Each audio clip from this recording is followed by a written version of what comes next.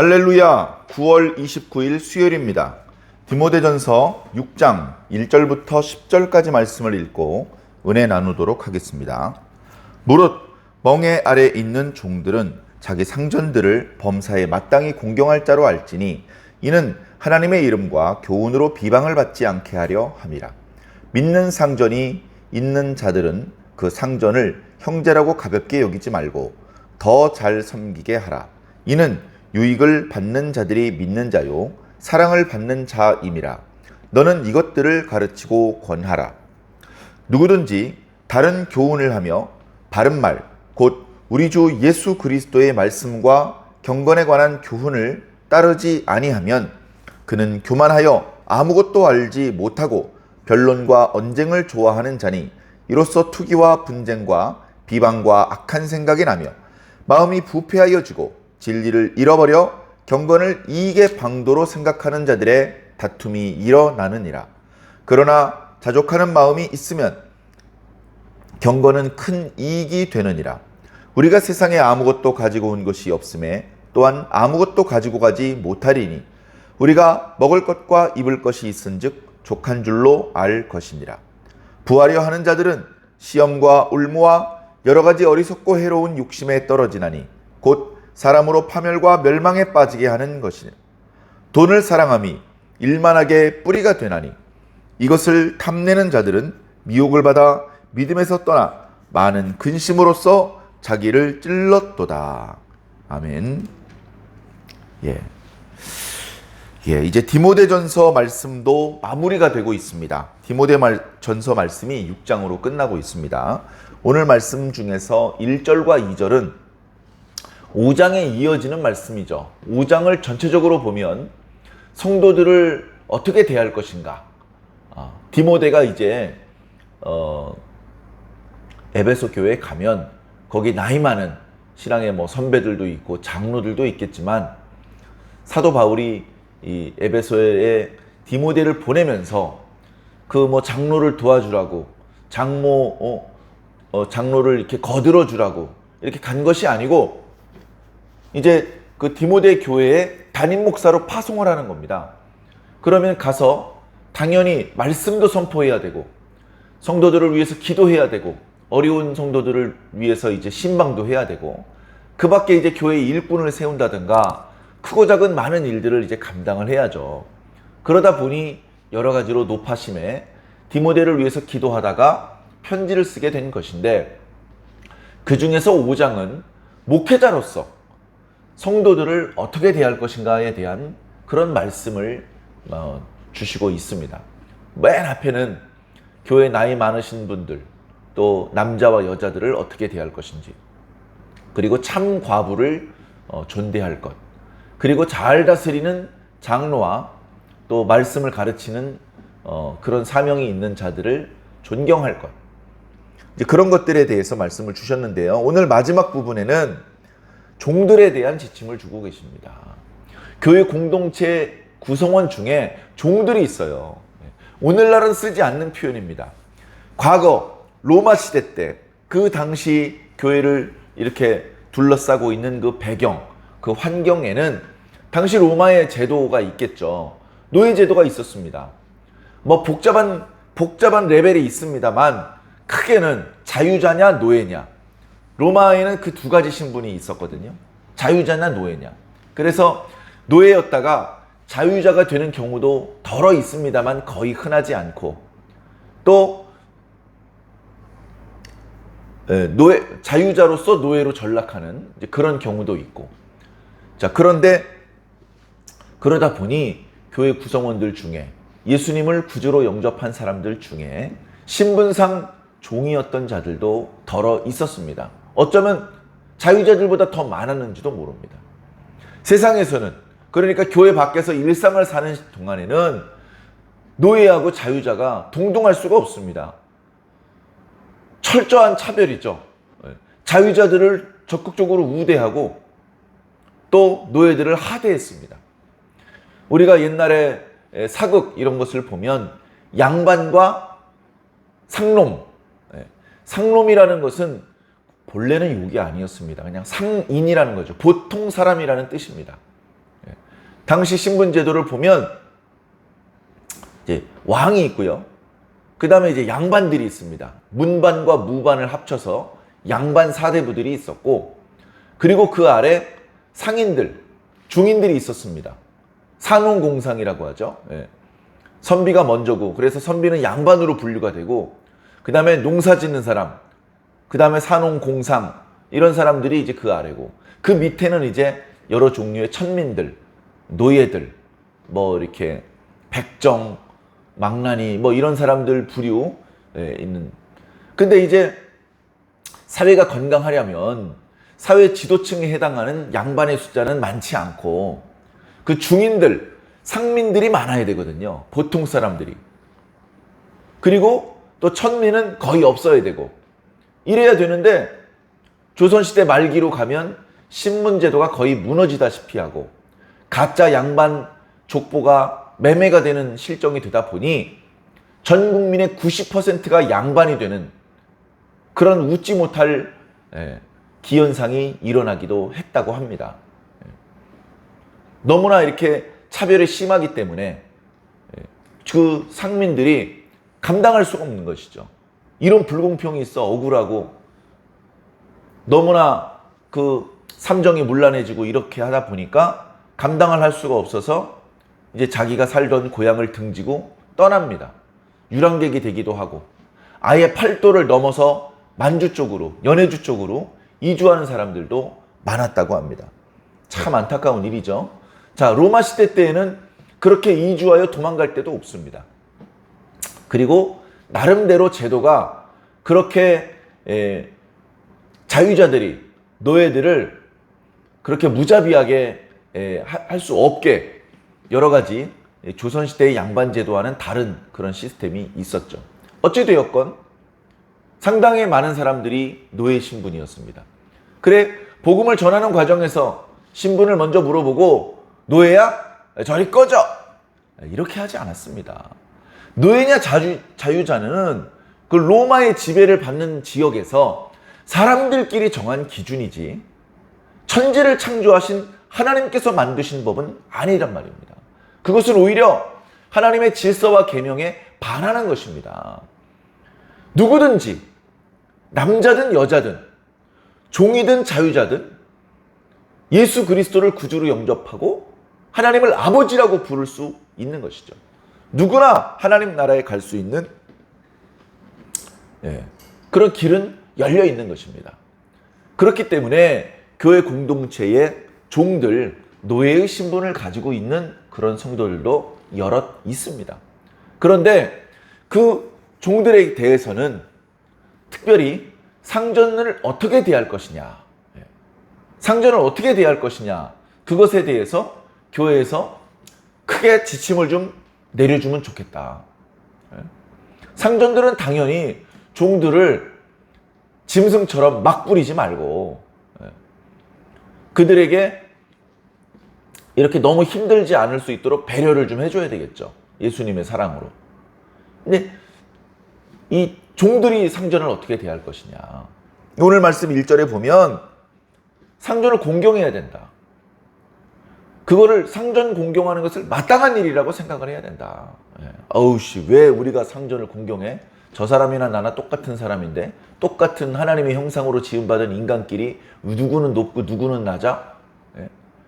진리 안에 평등이라고 하는 그런 어떤 그 정신이 있지만, 그것을 너무 강조하다가 당시 로마 시대의 모든 법과 사회 질서를 무시한다면 그것은 결국은 하나님의 복음을 가로막는 그런 결과를 초래할 수도 있기 때문에 그렇게 하지 마라. 상전을 존대해라. 공경해라. 그 지시를 잘 따라라. 그렇게 함으로 해서 이 교회가, 그리고 하나님의 이름과 그 교훈들이 비방을 받지 않도록 해라. 그리고 경우에 따라서는 그 집의 주인과 그 집의 하인이 함께 예수를 믿는 경우도 있습니다. 자, 그런 경우에 하인들이, 노예들이 생각을 하기를 상전이었지만, 믿기 전에는 그저 상전일 뿐이지만 이제는 어떻게 보면 교회에서 다 같은 형제 아니냐? 너도 형제, 나도 형제 아니냐? 그렇게 생각할 수 있습니다. 그러나 그런 마음으로 상전을 마땅히 공경해야 되는 것에 대해서 이렇게 소홀해진다면 그건 결코 아름다운 일이 아니다. 오히려 더욱 잘 섬겨야 된다. 그래, 하인이 열심히 상전을 섬겨서 발생된 그 이익을 상전이 누리게 될 텐데 괜찮다. 그 상전이 우리와 똑같은 믿음을 가지고 있는, 그리고 하나님의 사랑을 받고 있는 사람 아니냐. 우리와 같은 믿음을 가지고 있는 분이 더 큰 이익을 좀 얻으면 어떠냐. 더 좋은 일이다. 그렇게 권면하고 있습니다. 2절 끝부분에 너는 이것들을 가르치고 권하라 라고 말하는 것은 5장 1절부터 그리고 6장 2절까지의 말씀, 성도들을 어떻게 대할 것인지. 목회자가 성도를 대하는 방법은요, 당연히 성도와 성도를 서로 어떻게 대할 것인지에 대한 기준이 될 수밖에 없습니다. 목회자가 모범을 보이고 목회자가 성도들에게 경우에 맞게 예의 범절을 지켜서 대우를 해준다면 성도가 성도들끼리 서로 대우를 해줄 때에도 무질서하게 하지 않고 질서 있게 서로에게 예의를 다하는 그런 아름다운 모습을 갖추어 나갈 수 있게 될 것입니다. 자, 이어지는 3절 이하의 말씀은 또다시 다른 교훈을 따르는 자들에 대한 것과 관련된 말씀입니다. 3절 이하의 말씀을 보면 간단합니다. 자, 참 복음, 참된 교훈을 따르는 자들이 있습니다. 그런데 다른 교훈을 따르는 자들도 생겨났습니다. 교회에 가만히 들어와서 다른 교훈을 가르치는 거짓 교사들과 그 거짓 교사들의 말을 분별해내고 배척하지 못하고 그들의 거짓말에 현혹이 되어서 그들과 똑같이 거짓 교훈을 따르게 된 성도들, 이렇게 둘로 구별될 수밖에 없는 상황이 발생되는 것입니다. 자, 그러면 단순히 신앙을 할 때에 그 신앙의 근간을 이루고 있는 교리, 교훈이 조금 다르다. 그래서 뭐 대단한 문제가 있겠느냐?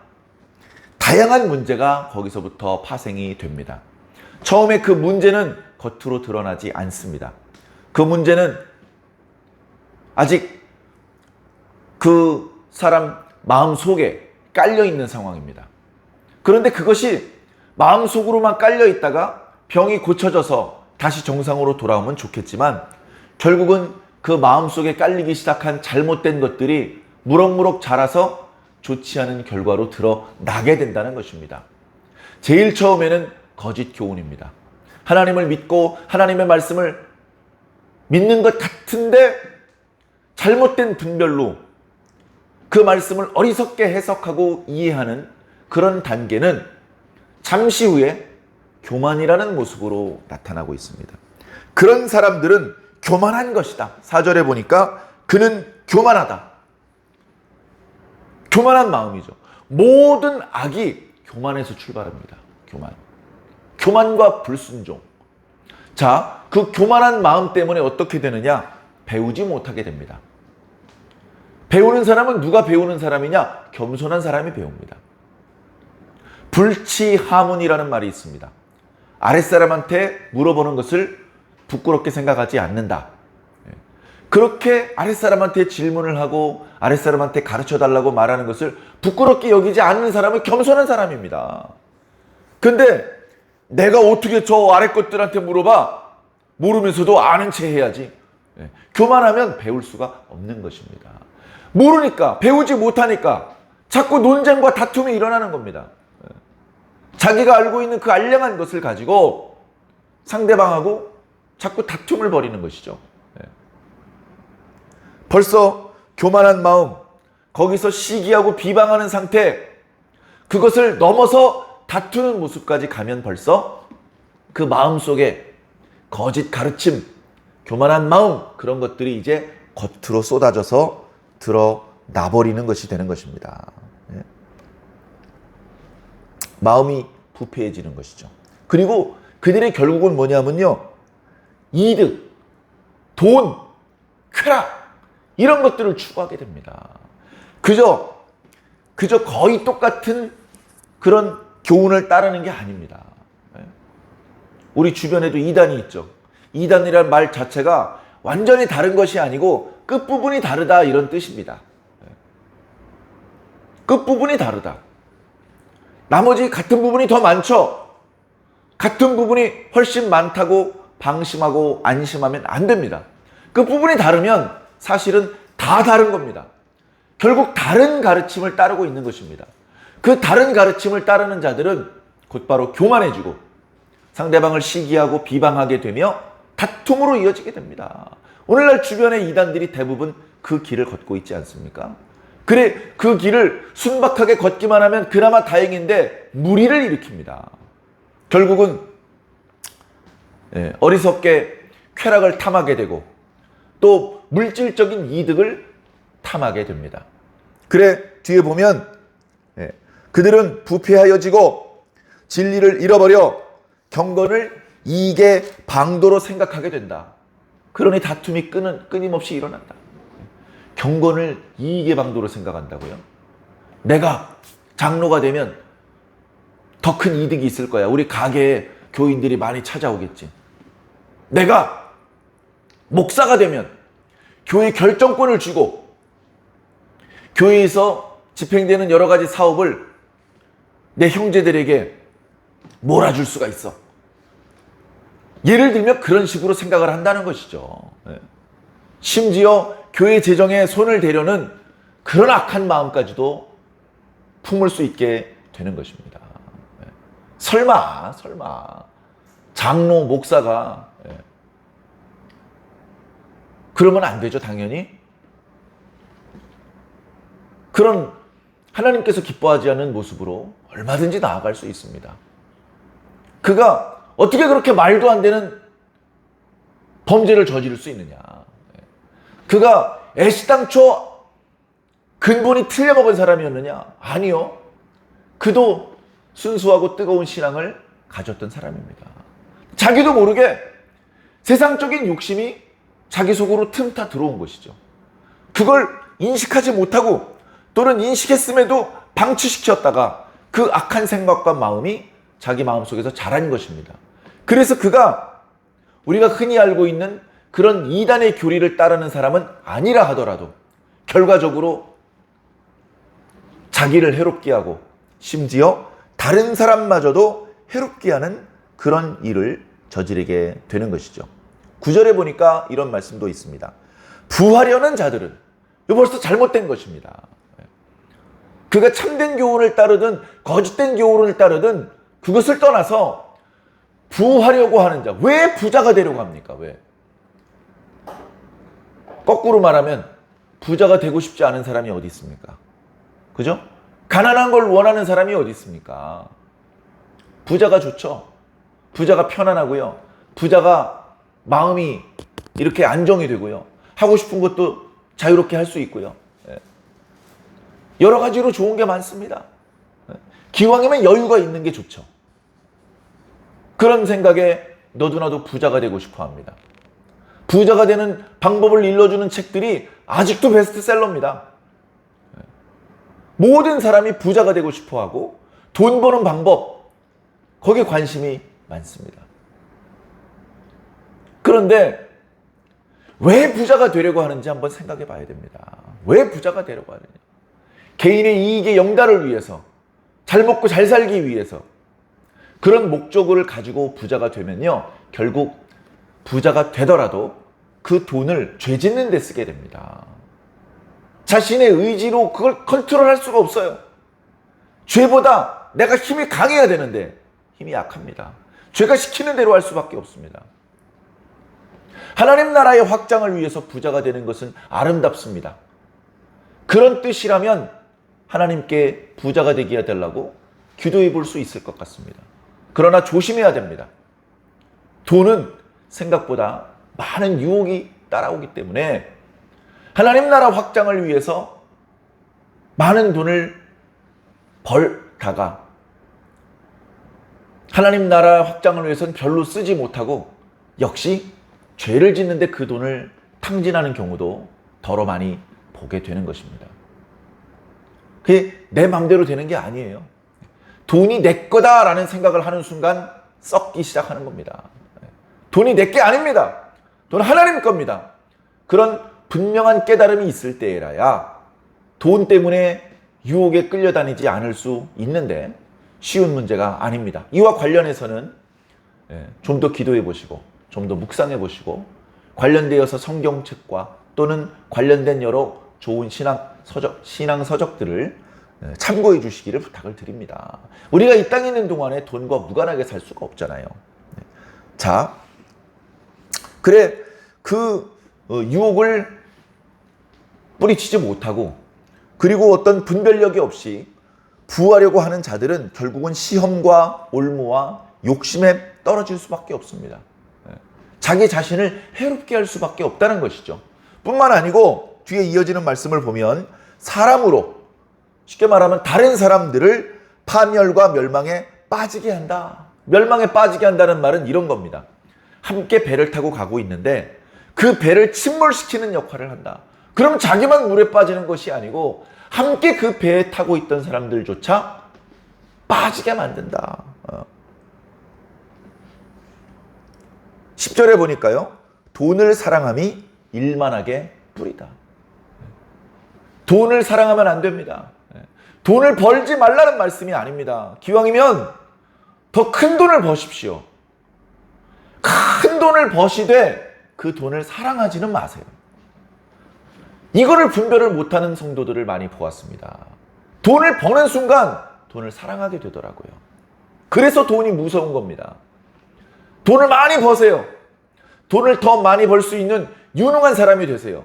그런데 끝까지 돈은 사랑하지 마시기 바랍니다. 데살로니가에서도 돈을 사랑하고 자기를 사랑하고 쾌락 사랑하기를 하나님 사랑하는 것보다 더한 사람들, 그 사람들이 어떤 열매들을 맺는지 적나라하게 말씀해주고 있지 않습니까? 불의하며 무정하며. 우리가 예수 믿으면서 그런 모습으로 전락하면 안 되죠. 성경에 언제 돈을 사랑하라고 하셨습니까? 성경에 사랑하라고 명하신 것은 하나님을 사랑하고 이웃을 사랑할 것을 말씀하셨습니다. 우리는 말씀대로 살아야 됩니다. 자, 돈을 사랑함이 일만함의 뿌리인데 이것을 탐내는 자들은 결국은 미혹을 받아서 믿음에서 떠나게 된다. 돈과 하나님을 동시에 사랑할 수 없다. 돈을 움켜쥐었으면 하나님을 놓아버리게 될 수밖에 없다. 믿음에서 떠날 수밖에 없죠. 그래서 많은 근심으로 자기를 찔렀다. 여기 찔렀다는 표현이요. 그 원문의 의미가 아주 잔인합니다. 우리가 음식을 먹을 때 조리를 할 때 고기를 토막을 내서 꼬치로 이렇게 찔러가지고 그렇게 조리를 하잖아요. 그렇게 꼬치로 고기를 꿰뚫는 거, 거기에 사용되는 단어가 자기를 찔렀도다라는 단어에 사용되고 있습니다. 그러니까 그냥 뭐 이렇게 바늘에 따끔하고 찔리는 게 아니고요.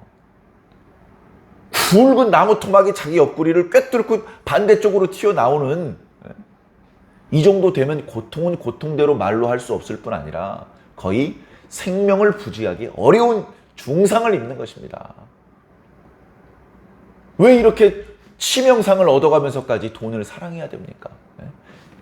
이 땅을 밟고 살고 있는 동안에 돈이 필요합니다. 돈을 벌어야 되고 돈을 사용해야 되죠. 돈과 떨어져서는 살 수 없습니다. 그러나 사랑하지 않기 위해서 발버둥 치시기를 부탁을 드립니다. 돈을 사랑하지 않고 돈을 하나님과 교회를 섬기는 도구로 사용할 수 있어야 될 줄로 믿습니다. 그래서 우리 신앙인들은 우리가 믿는 예수복음 참 교훈은 우리 성도들에게 어떻게 살 것을 교훈해 주고 있느냐. 6절에 자족하는 마음이 있으면 경건은 큰 유익을 얻는다. 자족하는 마음이 있어야 됩니다. 어느 정도입니까? 8절에 먹을 것과 입을 것이 있은즉 족하다. 사랑하는 성도 여러분, 우리가 어떤 종교인이 죽었을 때에 그의 유품을 정리하려고 그의 방을 열어보니 옷은 한 벌밖에 없었고 뭐 정리할 유품이 없더라. 그 정도로 가진 게 없다. 그 정도로 청빈하게 살았다. 그러면 그 종교인에 대해서 더욱 존경하는 마음을 품고 칭찬을 아끼지 않게 됩니다. 그런데 어떤 종교인이 죽었는데 유품이 트럭으로 몇 트럭이나 오고 그가 가족들에게 남긴 재산이 수십억이더라. 이러면 누가 그 종교인을 칭찬하고 박수를 쳐주겠습니까?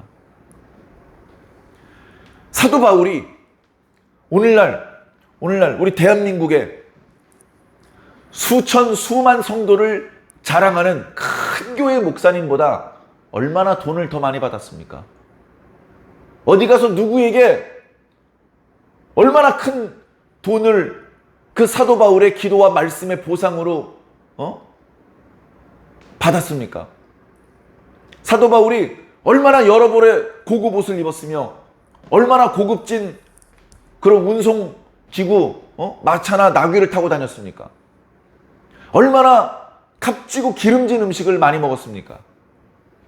물론 가끔은 하나님께서 새 옷을 선물 받게 하시고 아주 가끔은 아주 기름진 음식으로 그렇게 배불리게 하신 적도 있었겠죠. 그러나 더 많은 시간 사도 바울은 굶어야 했고 사도 바울은 추운 곳에서 딱딱한 곳에서 노숙을 해야 됐고 잠은 고사하고 죽이려는 사람들을 피해서 도망 다녀야 했으며 기어이 잡혀서 죽기 직전까지 얻어맞아야 했습니다. 우리보다 오늘 우리나라에 있는 그 어떤 목회자보다 열정적인 선교의 열매를 맺었으며 감동적인 설교를 할 수 있었고 더 많은 뛰어난 저수를 남겼음에도 불구하고 사도 바울이 무슨 보상을 받았습니까? 우리는 사도 바울의 반도 못 미치면서 왜 이렇게 돈에 욕심을 많이 갖는 것입니까? 오늘 밤 노숙하지 않을 수 있고 오늘 가족들이 끼니를 걱정하지 않을 수 있으면 눈물나게 감사하는 거 아닙니까? 눈물나게. 그런 순수한 초심을 잃어버린 일꾼들이 너무나 많습니다. 어쩌면 저도 그 초심을 잃었다 되찾았다를 반복하고 있는지도 모릅니다.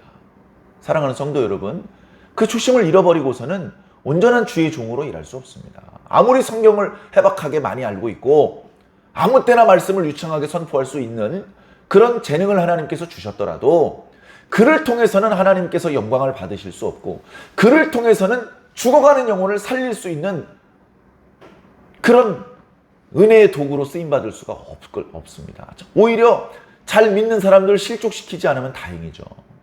사랑하는 성도 여러분, 겸손합시다. 자족할 수 있는 하나님께서 많이 주셨어요. 하나님께서 넓은 집도 주셨고 차도 주셨고 하나님께서 그 순종 잘하는 충성하는 성도들도 주셨고 착하고 그 아름다운 아내와 자녀들도 주셨어요. 그렇게 많이 하나님께 받았더라도 그것을 내 것이라고 생각하지 말고 오직 하나님만 바라봐야 됩니다.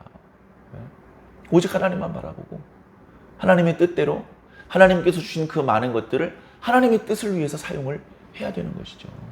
하나님은 주지 않으셨는데 내가 더 큰 집에서 살아야지. 과거의 사사들처럼 내가 더 예쁜 아내를 한 명 더 얻어야지.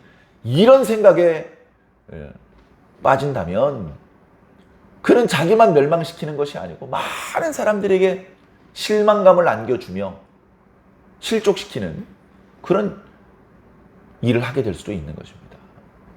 사랑하는 성도 여러분, 디모데전서 말씀을 통해서 주신 여러 가지 교훈, 남의 이야기가 아니고 먼 나라 이야기, 옛날 이야기가 아니라 오늘 여기서 우리들이 반드시 기억하고 조심해야 되고 잘 분별하며 따라가야 되는 귀중한 교훈이라는 것을 꼭 명심해 주시기를 부탁드립니다. 그래서 우리가 예수님 다시 만날 때에 부끄럽지 않게 기쁨으로 그분을 만나며 그분께서 주시는 구원과 축복을 마음껏 누릴 수 있는 그런 저와 여러분들이 꼭 되기를 주님 이름으로 간절히 축원합니다.